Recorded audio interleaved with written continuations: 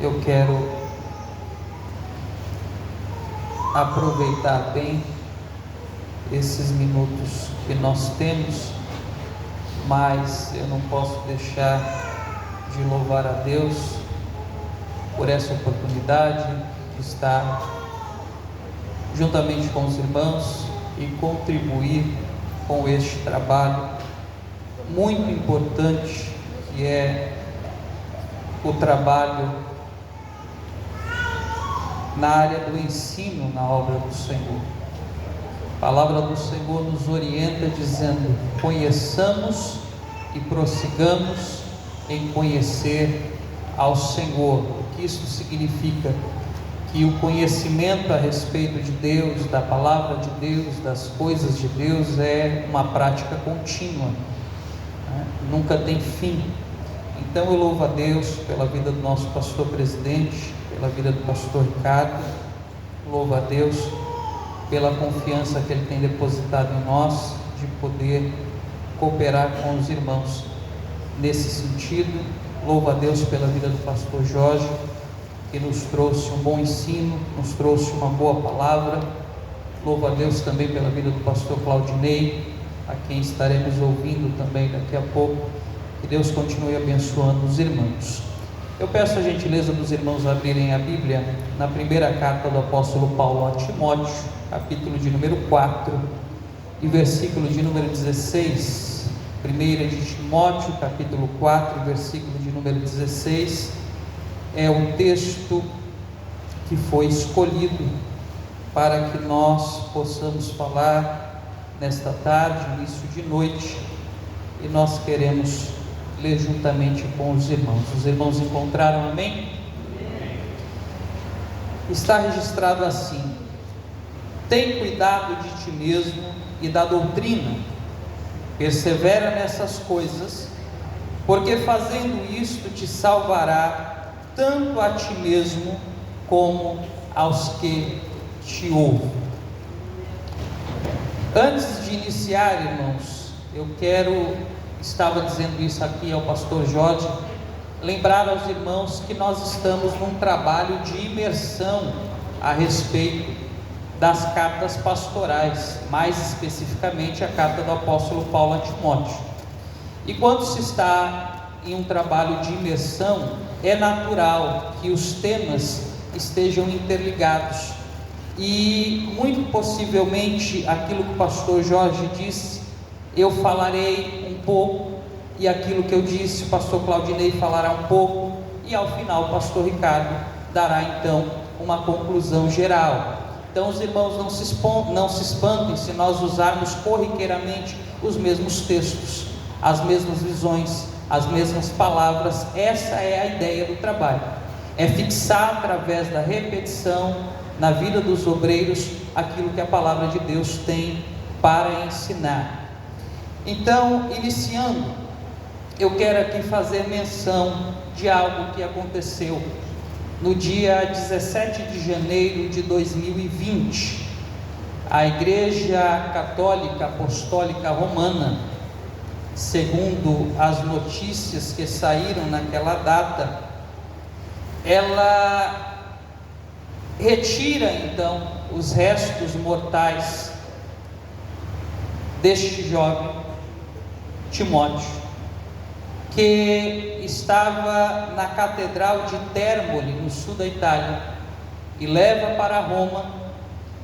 E chegando em Roma, esses restos mortais é exposto na Catedral de São Paulo, onde está sepultado, teoricamente, o apóstolo Paulo. É bem verdade que, se isto é fato ou fake, não sabemos. É muito difícil comprovar que pessoas que morreram há aproximadamente 2000 anos atrás estejam sepultados e devidamente registrados no devido lugar. Mas independente disso, o que chama a atenção é o fato de que após quase 2000 anos de história, esses dois personagens bíblicos são colocados, pelo menos em memória, juntos, mais uma vez, demonstrando que eles tinham não apenas uma atitude de companheirismo, mas eles tinham um enlace praticamente familiar. E nós veremos isso quando nós percebemos a maneira que Paulo tratava a Timóteo. A grande verdade é que, se verdadeiramente estavam ali os restos mortais de Timóteo e os restos mortais de Paulo novamente juntos em memória, não sabemos. Porém, o que nós sabemos é que certamente o nosso Senhor Jesus Cristo, pela sua presciência, programou na eternidade esse encontro, e juntamente com Paulo, juntamente com Timóteo, um dia nós estaremos todos reunidos perante o Senhor, juntamente com todos os obreiros que passaram pela história da igreja, juntamente com todos os apóstolos, juntamente com todos os discípulos do Senhor Jesus, estará a igreja aqui de Oliveira do Bairro, a igreja de Mealhada, estará o ministério AD Família em Cristo. E é por isso que nós estamos aqui, porque nós temos essa expectativa, nós temos essa esperança de um dia chegar no céu, poder olhar para Timóteo e conversar com ele, poder olhar para Paulo e conversar com ele. Mas muito mais importante do que olhar para Timóteo, olhar para Paulo, poder olhar para o Senhor Jesus Cristo, abraçá-lo e conversar com ele. Essa é a esperança da igreja, e essa é a esperança dos obreiros. Eu quero falar um pouco rapidamente a respeito de quem é Timóteo, porque sempre falamos muito a respeito de Paulo. Todos conhecem Paulo, todos conhecem a história de Paulo, e alguns também conhecem a história de Timóteo. Mas a verdade é que, quando nós olhamos para os escritos paulinos, nós percebemos que Timóteo é muito provavelmente o mais notável de todos os obreiros que o acompanhou. É bem verdade que Barnabé o acompanhou, é bem verdade que João Marcos, como foi dito, acompanhou, Silas, que também tinha por nome Silvano, acompanhou, Priscila, Áquila e muitos outros acompanharam, mas a forma com que Paulo se dirige a Timóteo é uma forma especial. A forma com que Paulo se dirige a Timóteo é verdadeiramente a forma com que um pai se dirige a um filho. Foi dito pelo pastor que Timóteo era um jovem obreiro, e muito possivelmente, por conta da sua pouca idade, Paulo se afeiçoa por ele exatamente como um pai se afeiçoa por um filho. Mas Paulo não tinha Timóteo apenas por filho, Paulo tinha respeito por Timóteo também como um obreiro na casa do Senhor. Isso fica claro quando nós vemos em Atos dos Apóstolos, capítulo 19, versículo 22, Paulo apresenta Timóteo, juntamente com Erasto, como um dos seus auxiliares na obra do Senhor nosso Deus. Em 1 Tessalonicenses 3:2, Paulo chama Timóteo de irmão, ministro de Deus e cooperador no Evangelho de Cristo.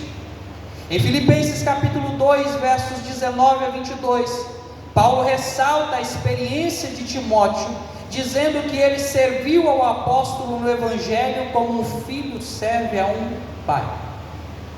Em 1 Timóteo capítulo 1, verso 2, Paulo se dirige a Timóteo dizendo: meu amado filho.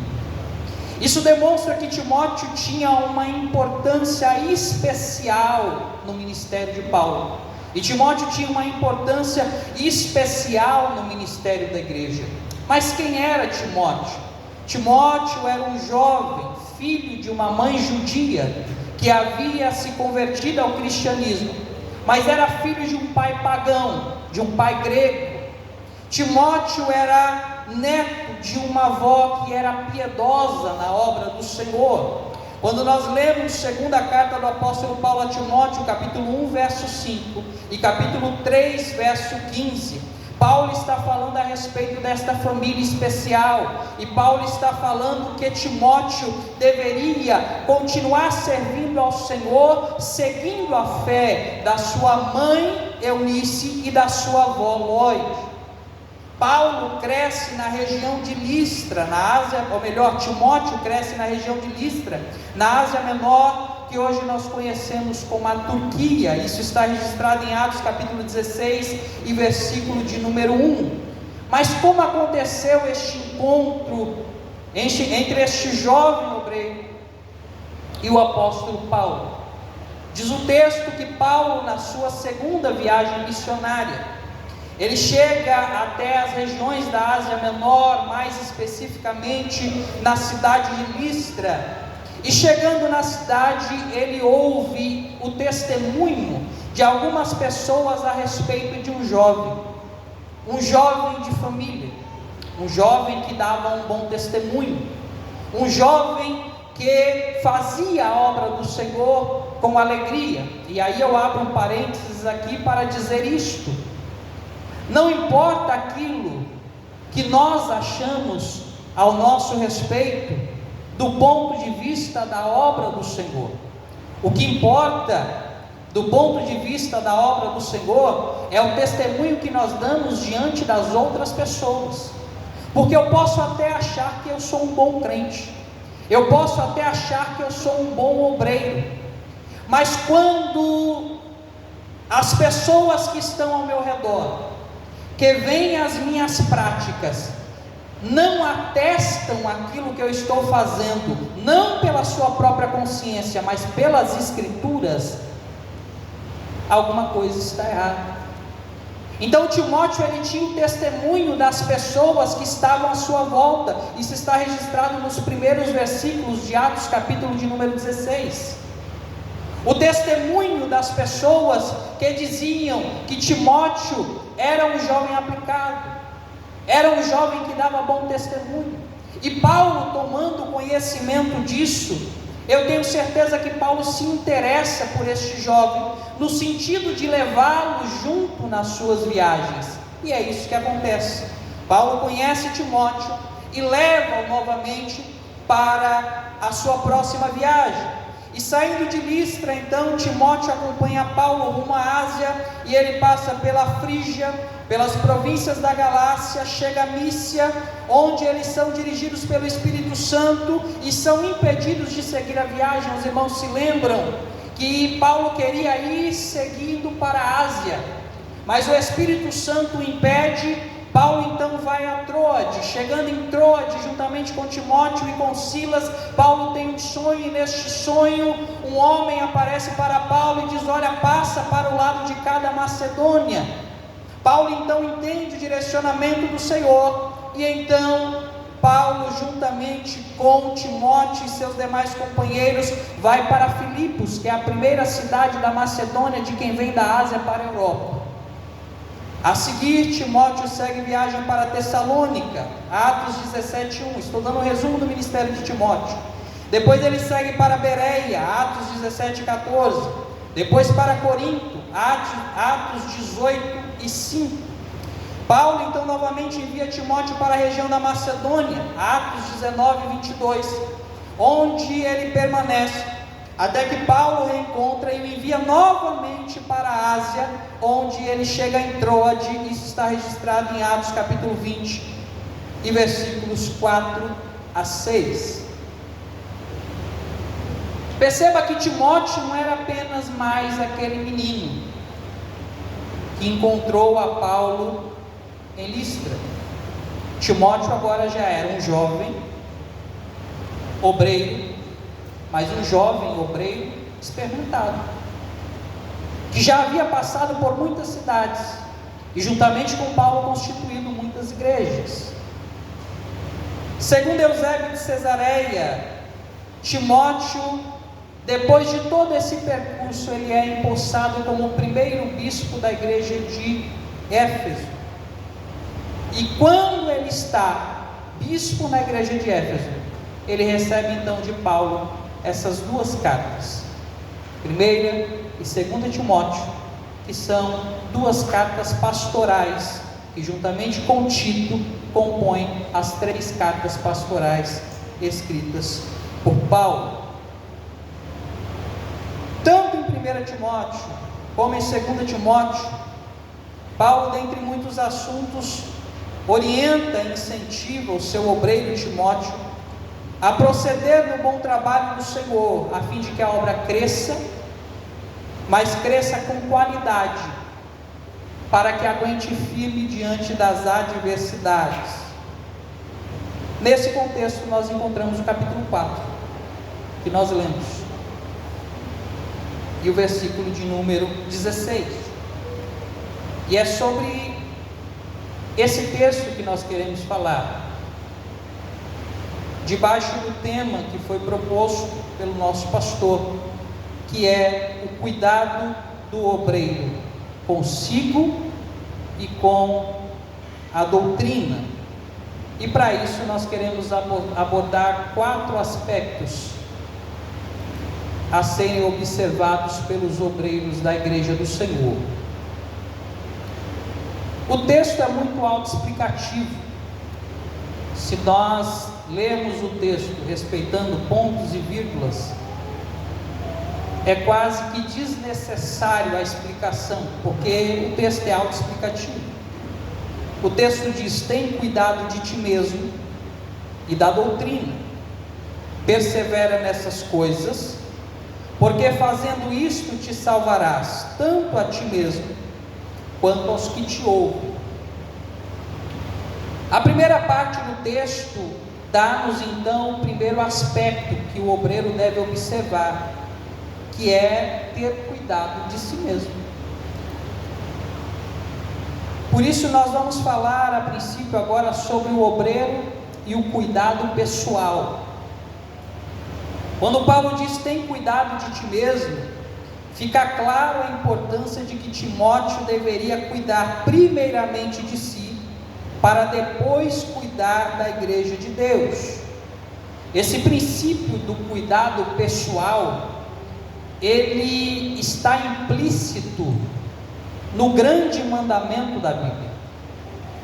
Quando aqueles sacerdotes, aqueles homens chegam para Jesus e dizem: Rabi, qual é o grande mandamento?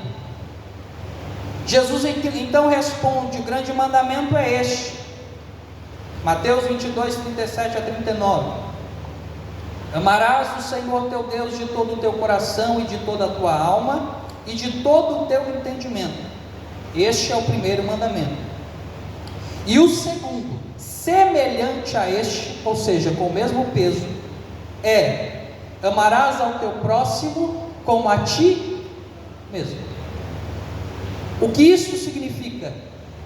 Significa que se o obreiro não olhar para si, ele não terá condições de olhar para o outro. Só é possível amar o próximo se eu primeiro me amar. Só é possível ter cuidado com o próximo se eu primeiro tiver cuidado comigo. Isto não tem nada a ver com questão de egoísmo e altruísmo. Egoísmo é quando eu só olho para mim, altruísmo é quando eu só olho para o outro. Mas esta palavra de Jesus fala de um equilíbrio entre um e outro, no sentido de dizer que para eu olhar para o meu semelhante, primeiro eu preciso olhar para mim. Porque se eu não tiver cuidado da minha vida, eu serei como o texto que o pastor Jorge citou há pouco: um cego guiando o outro pelo caminho. E quando um cego guia outro pelo caminho, o que acontece? Ambos caem no buraco. Se eu não tiver cuidado da minha vida, eu não terei cuidado do outro. É sobre isso que Paulo está falando quando ele diz: Timóteo, primeira coisa para o obreiro, cuida de ti mesmo. Esta é a primeira lição. E quando Paulo diz cuida de ti mesmo, o texto, apesar de na escrita não ser abrangente, mas de forma subjetiva entendemos que Paulo está falando de cuidar de si mesmo de forma integral. E o que é cuidar de si mesmo de forma integral? É cuidar de si mesmo no corpo, é cuidar de si mesmo na alma e é cuidar de si mesmo no espírito. Há muitas pessoas que só cuidam do corpo, mas o próprio Paulo diz que o exercício físico é até bom, porque tem gente que usa aquele texto para dizer que o exercício físico não presta. Não é isso que o texto diz. Ele está dizendo que o exercício físico é bom, mas só ele pouco se aproveita. Então tem muita gente que está preocupada com o seu corpo, está dia após dia no ginásio, nos treinos, mas esquece de cuidar da sua alma, e esquece de cuidar do seu espírito. Então Paulo está dizendo: olha, tenha cuidado de si mesmo, cuide do seu corpo, cuide da sua alma e cuide do seu espírito. O que é o corpo? O corpo, ele é o invólucro da alma. O corpo, ele é a embalagem. A alma e o espírito estão dentro, são conteúdo. Então, nesse sentido, irmãos, nós precisamos lembrar que o corpo é o veículo que nos dá acesso por meio dos seus 5 sentidos: tato, olfato, visão, audição e paladar. Sem o corpo, a alma pode até ter vontade, nós vamos falar disso daqui a pouco, mas ela não concretiza a sua vontade, porque o corpo é o veículo, o corpo é o meio. Por meio do corpo nós agimos, por meio do corpo nós nos movemos. Então, se nós observarmos isso, nós precisamos entender que é importante cuidar da alma, sim. É imprescindível cuidar do espírito, sim. Mas é também necessário cuidar do corpo. Em que sentido? E muitas vezes nós falhamos, principalmente nós cristãos, principalmente nós obreiros, principalmente, mais do que todos, o pastor Cleberson, este pecador que vos fala. Por quê? Nos alimentamos mal, dormimos mal, não nos exercitamos. E às vezes Deus tem um projeto astronômico para a gente, como obreiros na sua casa, mas Deus não nos dá, porque o corpo não aguenta. Porque com a má alimentação vem o diabetes, com a má alimentação vem a pressão alta.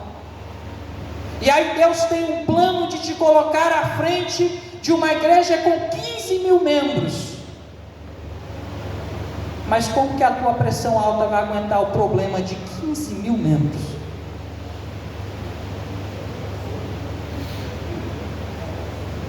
Daí está a resposta do porquê muitos pastores morrem de infarto. Porque cuidaram da alma, e glória a Deus por isso, porque quando morrem vão para o céu. Cuidaram do espírito, o seu relacionamento com Deus, mas esqueceram de cuidar do corpo. Essa palavra é para mim, irmãos. Minha esposa está ali olhando, dizendo: fala Deus, porque a Coca-Cola, o McDonald's é um problema. Acordar cedo para fazer uma caminhada. Ah, mas eu não tenho tempo, irmãos. Se não arrumar tempo, nunca haverá tempo. Acordar cedo, fazer uma caminhada. Nós, via de regra, eu sei que tem irmãos aqui que fazem, glória a Deus por isso, continue fazendo. Mas nós, via de regra, não fazemos isso. Não temos cuidado com o corpo, cuidado com a alimentação, cuidado com a higiene pessoal. Irmão, o nosso corpo é templo do Espírito Santo. E a palavra do Senhor, ela é muito clara e até muito grave quando diz em 1 Coríntios 3, 16 e 17 que nós somos o templo do Espírito Santo. 1 Coríntios 6 e 19, nós somos o templo do Espírito Santo. E a palavra diz: e quem destruir o templo, Deus o destruirá. Se nós não cuidarmos do nosso corpo, nós seremos limitados para fazer a obra do Senhor. Então que o Senhor nos dê graça e nos dê essa consciência para que nós possamos cuidar da nossa alimentação, da nossa higiene pessoal, dos nossos exercícios físicos, quem sabe até se necessário, daquelas suplementações. Eu não estou falando de suplementação dada por academia, por ginásio, estou falando de suplementação dada pelo médico, que faz o exame e diz assim: olha, falta vitamina D, falta vitamina C, e ele vai te receitar aquilo que você precisa para que você esteja bem, e quando chegar o momento de sair para fazer a obra do Senhor, o teu corpo esteja disposto, e você vai fazer com alegria. Mas só cuidar do corpo resolve? Não. Paulo diz: o exercício físico é bom, mas pouco se aproveita. Apenas ele não resolve, é necessário também cuidar da alma. É imprescindível para o obreiro cuidar da sua alma. O teólogo inglês Meyer Pearman, ele diz que a alma é aquele princípio inteligente e vivificante que anima o corpo humano. A alma é a parte imaterial do ser humano, e na alma estão, primeiro, a vida. Quando nós olhamos para o Antigo Testamento, Gênesis 9:5, Êxodo 21, 23 e 30, Êxodo 32, existe um termo que é usado, que é o termo em hebraico nefesh. O que é nefesh? Nefesh é a alma traduzida por vida. Então, onde está a vida do homem? A vida do homem está na alma. De nada adianta o homem cuidar do corpo se não cuidar da alma, porque quem cuida do corpo e não cuida da alma, não tem vida. Na alma estão as emoções e afeições, Cantares 1:7. Na alma estão as vontades. Na alma está o senso moral. É a alma que decide entre fazer o bem e entre fazer o mal.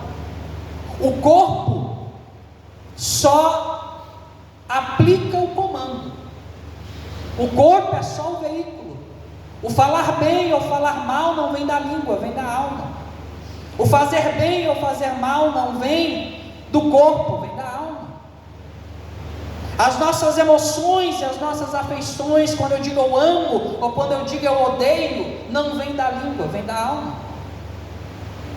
Por isso é tão importante ao obreiro cuidar da sua alma, porque se eu que sou obreiro não cuido da minha própria alma, como eu vou cuidar da alma dos irmãos?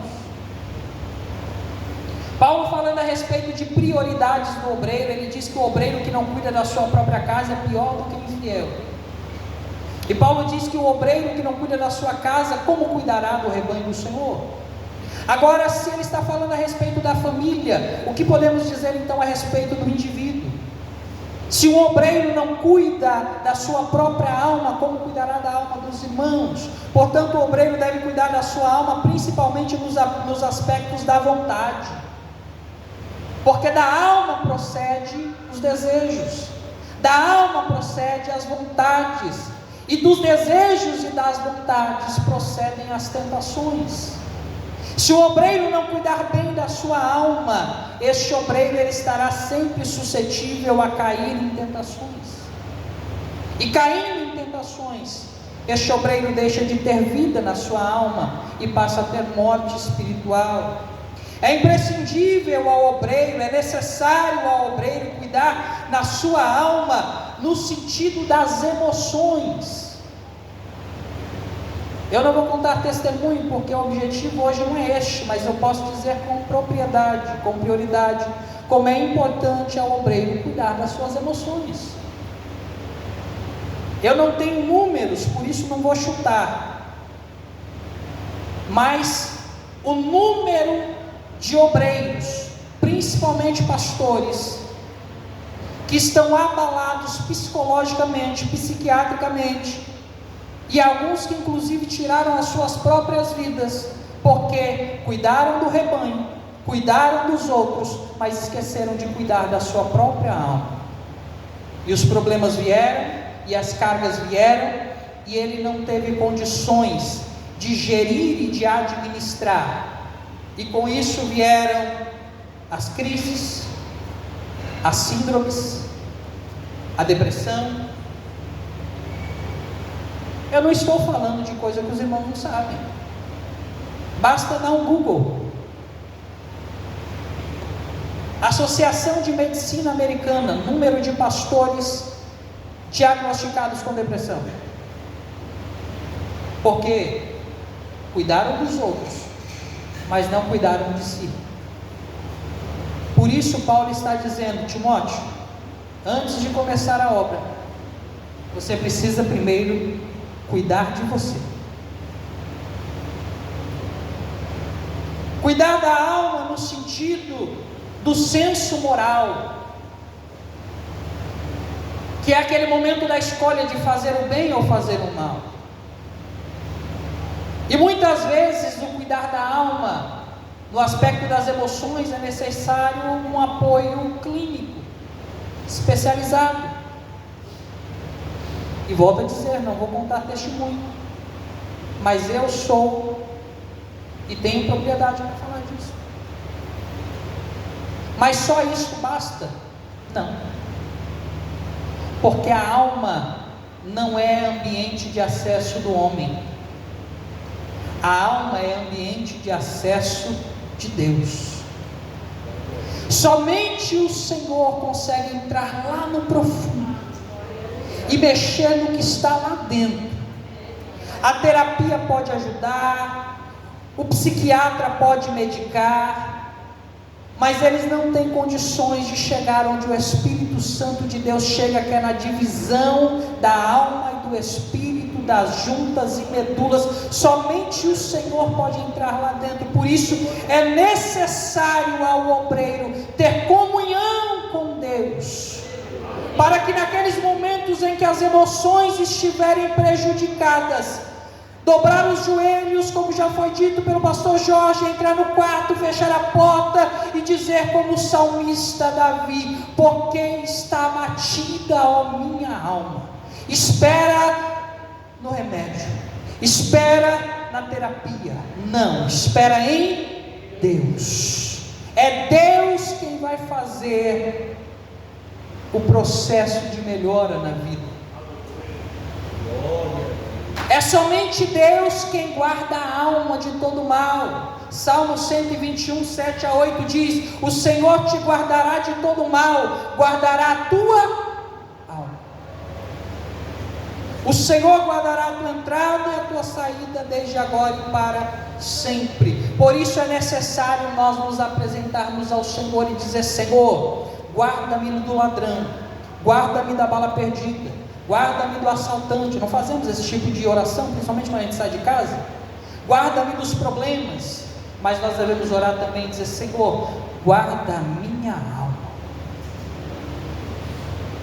porque é ela que rege as nossas atitudes.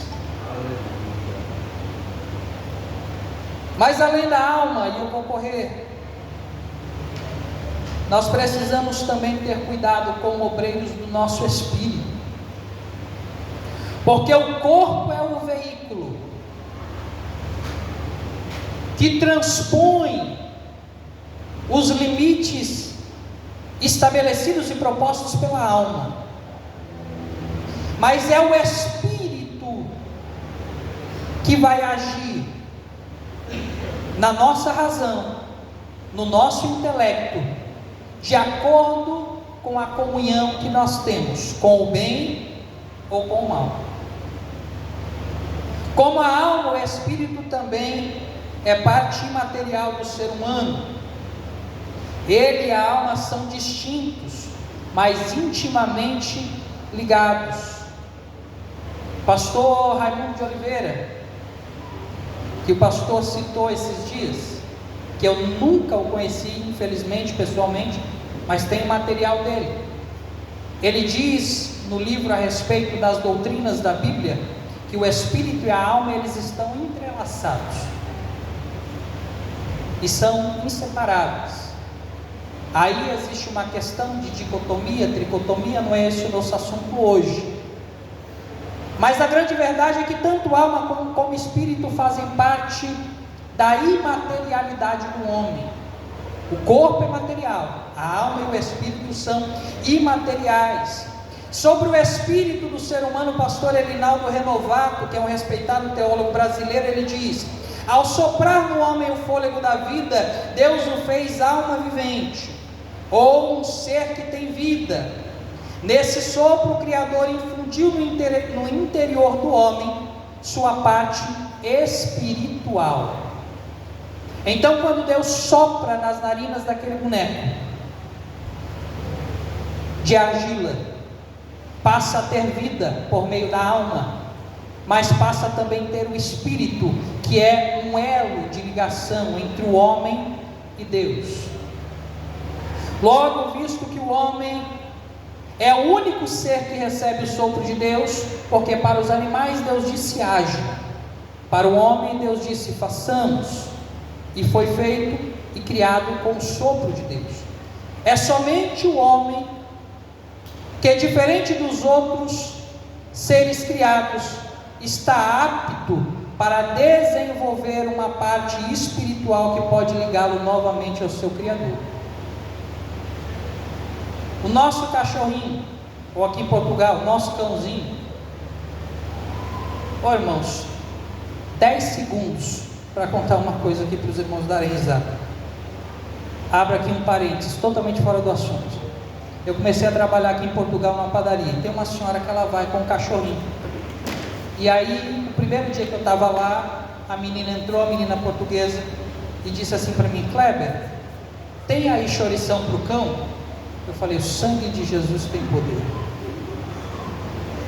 Está repreendido em nome de Jesus. Que negócio é esse de chourição para o cão? Aí depois eu descobri, irmãos, que aqui eles não chamam de cachorro, aqui eles chamam de cão. Só para os irmãos virem um pouco. Esquece isso que eu falei, que não tem nada a ver com o nosso assunto. Mas o nosso cachorrinho morre e acaba. Dizem os estudiosos que o cachorro tem alma, porque a vida está na alma. Então o cachorro tem vida, logo tem alma, mas não tem espírito. Então o animal ele morre, cessa. Não existe céu dos cachorros. Desculpa se você gosta muito do seu cachorro. Quando você for para o céu, você não vai encontrar ele lá. Se vai ter animal, alguma outra coisa, não sei. Mas o cachorro que morre não vai para o céu. E nem para o inferno. O homem sim. Porque o homem tem espírito. Ele foi dotado desta possibilidade de relacionamento com o Criador. O espírito do homem é, portanto, elo entre este e as coisas espirituais, sejam boas ou sejam ruins. Quando há um pacto feito, seja com Deus ou seja com o inimigo das nossas almas, este pacto ele não é feito por meio do corpo. Ele também não é feito por meio da alma, ele é feito por meio do espírito. É o espírito do homem, quando dizem fulano vendeu a alma, na verdade a alma desejou, mas o que foi vendido foi o espírito. O espírito do homem se relaciona com aquilo que ele deseja, seja com aquilo que é mal, ou seja com aquilo que é bom.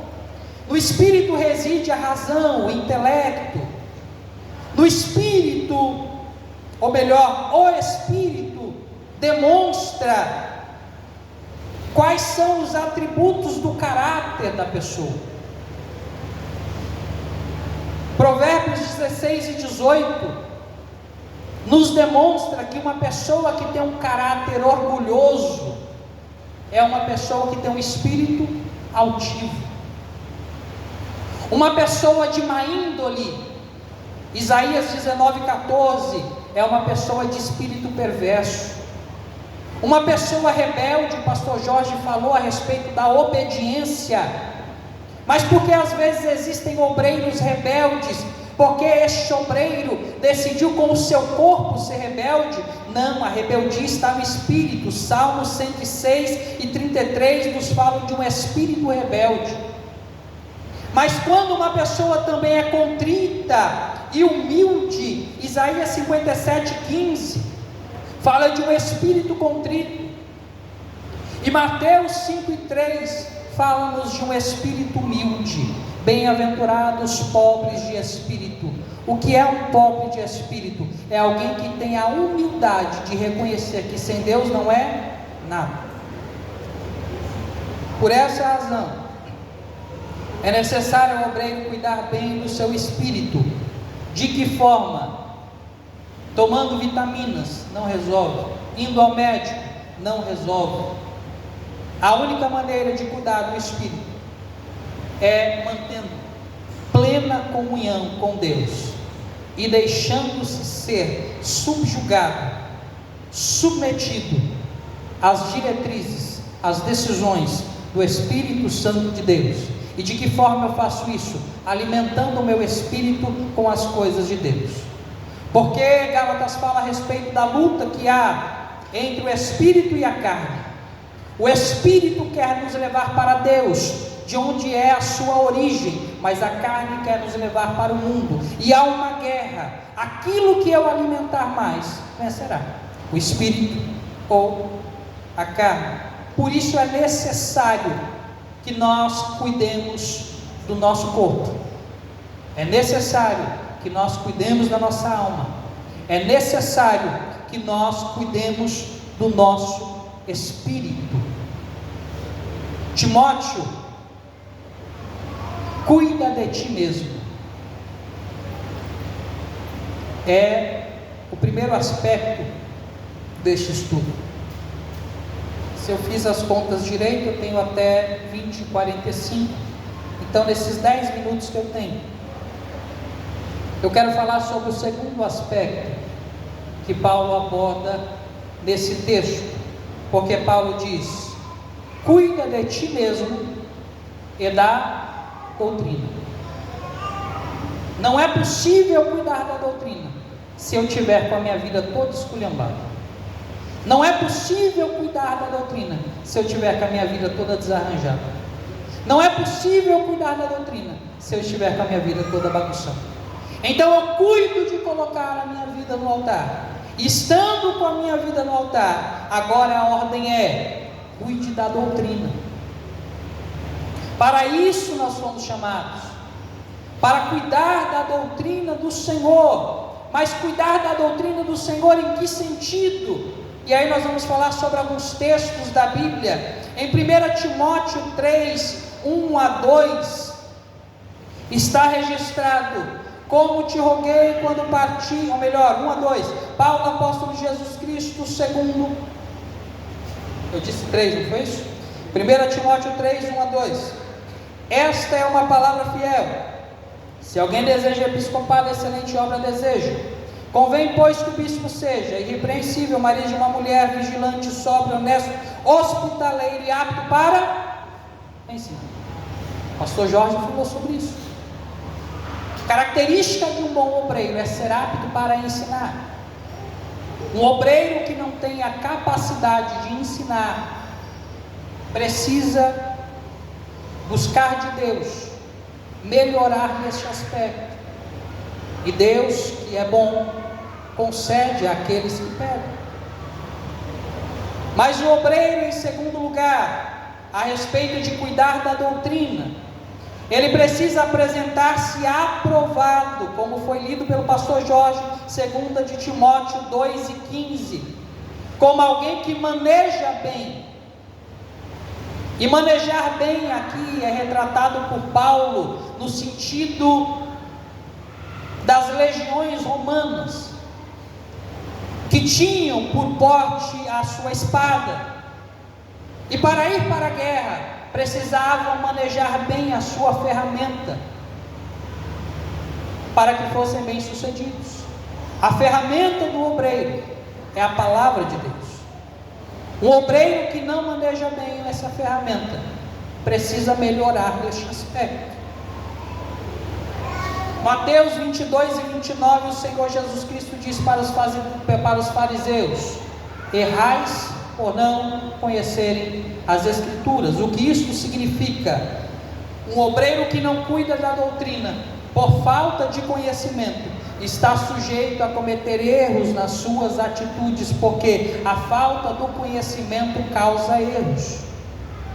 Oséias 4:6 diz que a falta do conhecimento traz destruição. O meu povo foi destruído por falta de conhecimento. Por isso é necessário ao obreiro conhecer a doutrina. O primeiro aspecto a respeito de cuidar da doutrina é conhecer a doutrina. porque eu não posso cuidar daquilo que eu não conheço, eu não posso cuidar daquilo que eu não tenho intimidade, eu não posso cuidar daquilo que não faça parte do meu dia a dia. E muitas vezes nós obreiros, inclusive o pastor Cleberson, falha nesse aspecto.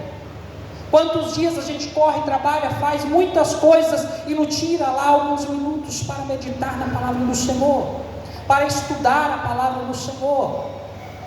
E isso faz com que nós sejamos obreiros desaprovados. Mas o obreiro aprovado, ele precisa, em primeiro lugar, cuidar da doutrina no sentido de conhecer a doutrina, de conhecer as Escrituras. E quando eu falo de conhecer Escrituras e conhecer doutrinas, é no sentido de um sistema, ou no sentido de um padrão sistematizado. Eu posso ler a Bíblia toda, isso é bom e é necessário, mas além de ler a Bíblia toda, eu preciso sistematizar as doutrinas para conhecer o que diz a doutrina da salvação, o que diz a doutrina do pecado, o que diz a doutrina de Jesus Cristo, o que diz a doutrina do Espírito Santo. E eu louvo a Deus pela vida do nosso pastor, que todas as quartas-feiras está aplicando o conhecimento das doutrinas bíblicas para os irmãos lá em BH.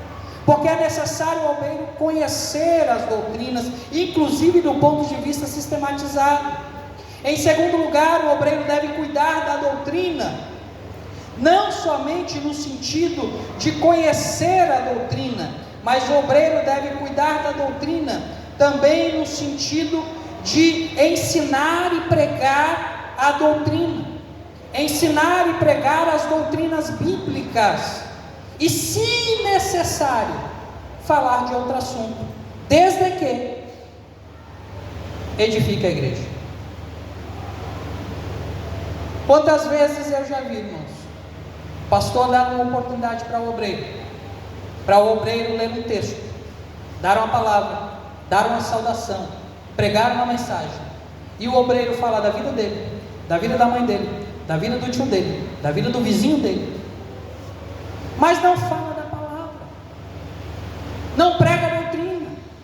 E Paulo está dizendo: Timóteo, cuida disso. Você precisa cuidar de si mesmo, mas você precisa cuidar da doutrina. Conheça a doutrina, ensine e pregue a doutrina. Paulo adverte a Timóteo, agora sim, 1 Timóteo capítulo 1, versos 3 e 4, Paulo está dizendo: sempre, aqui a Tessalonicenses, vamos lá, eu estou correndo, às vezes eu fico meio afobado. Como te roguei quando parti para a Macedônia que ficasse em Éfeso, para advertires a alguns que não ensinem outra doutrina. E além de não ensinar outra doutrina, que não se deem as fábulas e genealogias intermináveis que produzem questões, mais questões do que edificação. O obreiro tem que ter o cuidado da doutrina no sentido de que quando tiver a oportunidade ele aplique a doutrina, ele aplique a palavra, e não fique perdendo tempo com fábulas e com genealogia, como alguém que chegou para um pastor uma vez numa escola bíblica dominical e disse: pastor, qual o nome da mulher de Caim? E aí o pastor disse assim: ô irmão, com todo respeito, o senhor é casado? E o irmão disse: sou casado, pastor. Irmão, então cuida da tua esposa, esquece a mulher de Caim. Porque muitas vezes nós nos perdemos entre os testemunhos, entre as histórias da vida, e deixamos o tempo precioso da palavra e não aplicamos a doutrina para a igreja. O tempo da palavra é precioso. E digo, com todo respeito ao nosso ministério, com todo respeito ao nosso pastor, não estou falando da Assembleia de Deus, família em Cristo, eu estou falando num geral. O tempo da palavra é pouco. São 2 horas de culto, 1h40 de louvor e 20 minutos para a palavra. E nos 20 minutos que alguém tem, fala de todo mundo, mas não aplica a doutrina. Os irmãos me perdoem, mas é algo que me deixa indignado. Porque há palavra para a igreja, há pão quente para a igreja. É só buscar na padaria do céu, que todo dia tem pão quentinho. Eu tenho 2 minutos, então só vou ler Paulo conclama e invoca Timóteo para que pregue a palavra e a doutrina, 2 Timóteo 4, 1-3. E sobre a ordem do culto, a Bíblia nos ensina em 1 Coríntios 14, 26, que deve haver doutrina. Um traz salmo, outro traz testemunho, mas tem que trazer a doutrina, para que haja o quê? A edificação da igreja. O que eu estou dizendo, não pode pregar testemunho? Pode, porque testemunho edifica, mas tem que ser um testemunho que edifica. Vamos correr, um minutinho. O obreiro deve defender a sã doutrina. Paulo mostra em 1 Timóteo 6, 3-5, Paulo está dizendo: olha, fulano e beltrano estão pregando tudo errado, estão ensinando tudo errado. Qual a primeira maneira de defender a doutrina? Aparta-te desse povo. Gente que não quer conserto não pode andar no nosso meio. Vamos acolher, vamos ajudar, mas quando a decisão for não querer ajuda e não querer conserto, o que Paulo está dizendo? Aparta-te deles. Mas em outras situações, como ele diz a Tito em 1:10-14, nós devemos nos posicionar como verdadeiros apologetas. E o que Paulo está dizendo a Tito? Olha, repreende com veemência isso que eles estão fazendo e ensinando de errado. Muitas vezes nós precisamos nos apartar, mas às vezes nós precisamos repreender. Isso é papel do obreiro, claro, respeitando a hierarquia da igreja. Seguindo, e já vou para o final. Primeiro, cuida de ti mesmo. Segundo, cuida da doutrina. Terceiro, persevera nestas coisas. Que coisas? Cuidar de si mesmo e cuidar da doutrina. Perseverança, qualidade daquele que persiste, de quem não desiste jamais. O obreiro precisa perseverar. Segundo, evitar os desvios na caminhada. De que forma? Conservando o aprendizado. Paulo diz: Timóteo, fica naquilo que você aprendeu, não vai para outro lado. Porque muitos começaram, mas se perverteram. Fileto e outros começaram bem. Saul começou bem, mas no caminho se perverte. Grandes pregadores que conhecemos na história começaram muito bem, incendiaram o Brasil, incendiaram o mundo, e no meio do caminho começaram a se perverter. E hoje onde eles estão? No ostracismo, à margem da igreja. Terceiro, devemos perseverar, porque é proibido desistir. Obreiro não pode desistir, é proibido desistir.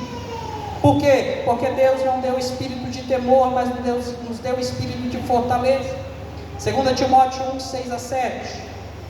E porque a força do obreiro, como já foi lido, está na graça de Jesus Cristo. Concluindo, fazendo isto o quê? Tudo isso que eu disse, tudo isso que Paulo ensinou. E vamos fazer para quê? Por uma razão muito simples, porque a tua salvação, obreiro, depende disso. A tua salvação depende de observar tudo isso que foi ensinado e que vai ser ensinado hoje, porque fazendo isto, salvará a ti e aos que te ouvem. Por isso, tem cuidado de ti mesmo e da doutrina, persevera nessas coisas, porque fazendo isso, salvará a ti e todos aos que te ouvem. Que Deus abençoe os irmãos, em nome de Jesus Cristo. Eu acho que não passei 2 minutos, porque eu contei direitinho, era 57 quando eu peguei. Deus abençoe, pastor. Obrigado.